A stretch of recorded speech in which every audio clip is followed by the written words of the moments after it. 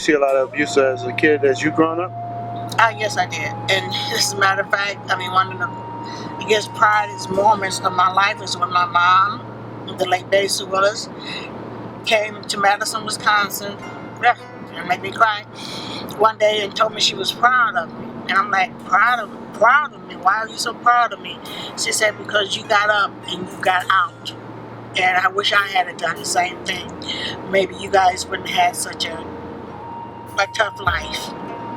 You know, maybe your brothers wouldn't have, been drinking, and maybe you guys would have been happier if I had got out of the relationship I was in at the time.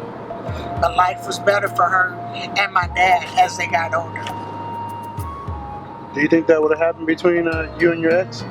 I don't think so, because the things that we went through, and knowing me, and knowing that I was better than that, I was just kind of stuck there for a while. You know, again, we had a lot of material stuff, and from the outside it looked really great, with his job, with the house, with the cars. Everything looked great from the outside, but the inside of the house was not happy, and I was not happy with it myself. And I seen the heartaches that it put, especially in my oldest child, because he was old enough to see and understand, and he was old enough to be there to hear me cry because of the things that I was going through. And I seen the anger inside of him, and I seen the sadness in my other two kids because they would watch me cry, not quite understanding what was going on. So I don't think anything could have gotten any better. I think it probably would have got worse. Either I would build up the energy to hurt him, or he would have hurt me, or my oldest son would have tried to kill his own dad. Because he stated, Mom and Dad hit you one more time, I'm going to kill him. And I can see the anger in his eyes. So, no, I don't think things could have gotten any better. Okay, so in the more recent years, your ex is now deceased. Yes. Do you have any words about that, or? For so long, I didn't hear from him. He had stopped paying child support. I heard that he was on drugs. We didn't know where he was at. We was trying to find him. It's just, I don't know. It's just, how can I say this? It's just God, how he worked things out. Okay? Just the whole story, and Diane, please add to some of this. We didn't know where he was at. We hadn't heard from him. And people were calling me, asking me, okay, are you Diane Johnson? It's like, yes. But they would never tell me what they wanted. So I hung up, because I'm not going to give all my business out on the phone. Until this one guy called one day, he finally said, are you Diane Johnson? Did you used to live in Joliet? I'm like, yeah, why? What? What you want? I ain't got no bill collectors down there. And he said, well, I'm calling you to let you know that your ex-husband, David Johnson, well, he thought it was my husband at the time, had passed away. And so I'm trying to get in contact with you to let you know. So I was pretty shocked, that he had passed away, and he knew our numbers and the way to, get in contact with us, because he had gave this deacon, this was a deacon at the time, gave the deacon the information on how to get in contact with us.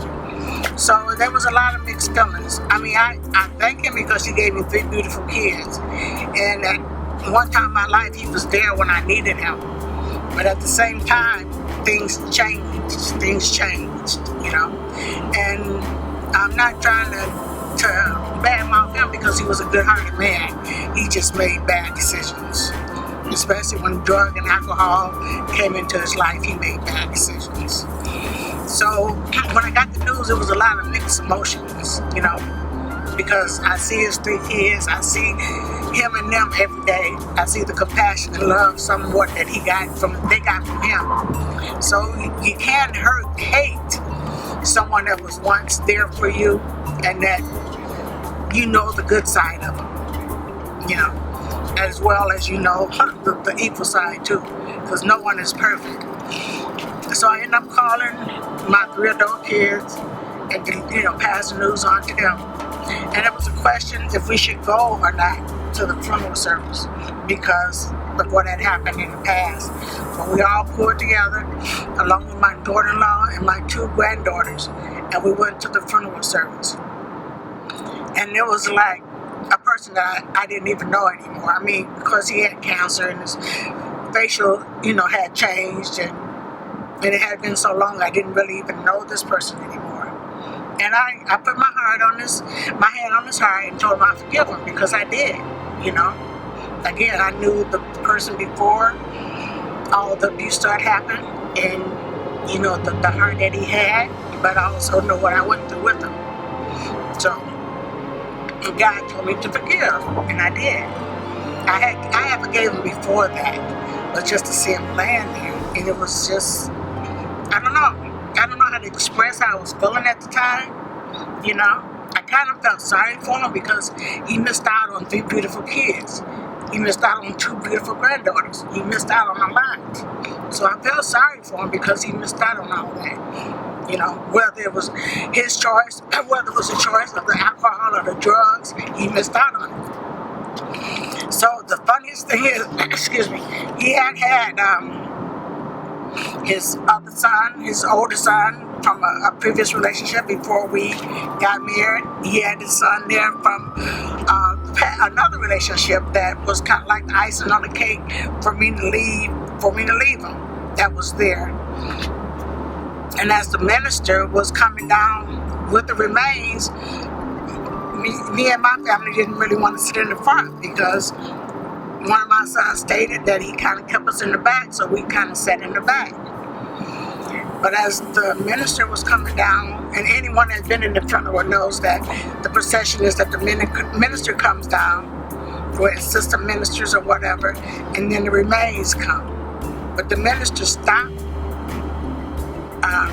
my ex's coffin, and he allowed myself and my kids and grandkids to come through in front of everyone.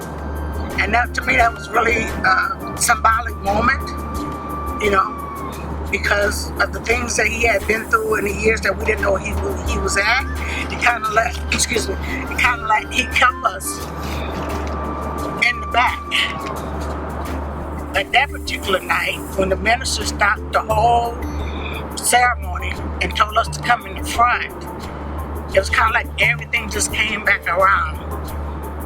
And to me, it was only God. It was really deep for him to stop the procession and let my family come first, and everyone else came behind us.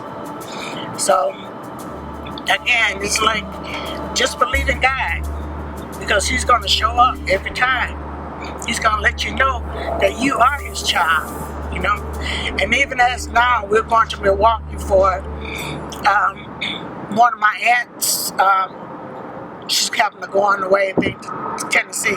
She's not really my blood aunt, but she was a best friend of my mom's, always like aunt. And I'm riding in the back seat with my 2 sons, Diane and Derek. Derek is driving, and Diane is videotaping this. And my daughter, Dina, is at home with the baby. But anyway, the point I want to make is that my kids have been through a lot. They've been through hell. There's been turmoil between them. Even my boys for the Johnson Brothers presentation. They've been through a lot. They had separated one time before, and there was a lot of anger on both sides. But look at God. Look at God. I'm sitting in the back seat, and they're both in the front, taking me to Milwaukee. That is not but God. So, anyone who's listening to this, hold on. Hold on to your faith.